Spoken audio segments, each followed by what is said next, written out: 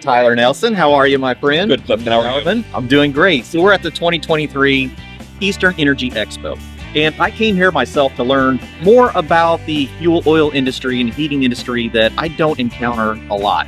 And I have learned so much. So I've set in on your amazing class, which everyone has to go to. Thank you. I've also spent some time talking to some of our manufacturers and to our fuel industry. So whether it is our natural fuel oil, whether it's biofuels like bioheat.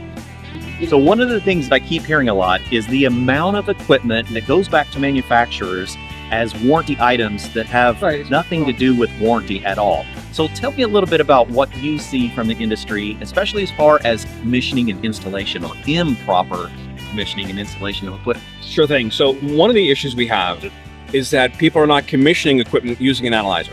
Okay. We use manifold gauge sets to commission air conditioning related products and refrigeration related products. What's happening inside? Exactly. Yeah. But we're not using an analyzer. So we have no idea how the system is running and how it's being set up. So that's been one of the challenges. And one of the things we're finding is that the warranty return rates are 25 to 35%. Wow. So there's a serious training void in our industry, and that's what we're trying to basically rectify now going forward. Absolutely. Right. So one of the things we do with a product like this is we can actually test the quality of the intake air, because as you and I breathe in air, our bodies are designed to run properly on 20.9% oxygen. On a nice mixture. Exactly. Yeah. Systems are designed to receive and take in 20.9% oxygen as well for them to run correctly. Sure.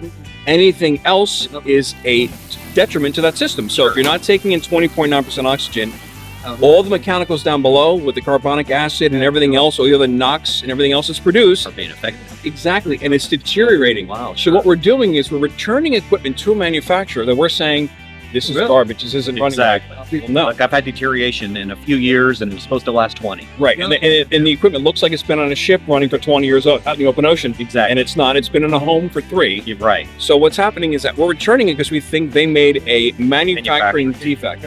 It is not, it is an installation defect. Sure. And one of the things that we can test with an analyzer is the quality of the intake air.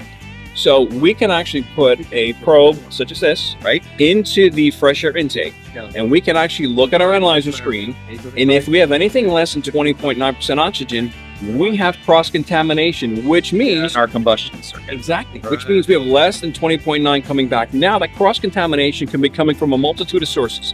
It could be coming from either the piece of equipment you're working on or you just installed that is vented incorrectly, Right. which means the fresh air is too close to the exhaust and it's pulling in those exhaust gases. Absolutely. Or another appliance, fuel-fired appliance structure. In the area. Exactly. Or a neighbor's appliance. So places But around things close to each other. Exactly. for sure. So especially here, we're in New Jersey today. Some of the houses in northern New Jersey are very close together. Right. A neighbor's appliance could be stubbed down, and your fresh air intake could be here, drawing it in. You combine that with technicians out there doing work without pulling permits. Nobody's looking at One's paying attention. idle hands in the devil's playground. Right. They're doing things incorrectly. Sure. So when we take a tool like this, we can confirm beyond the shadow of a doubt whether or not the appliance is vented correctly. So what is that going to do?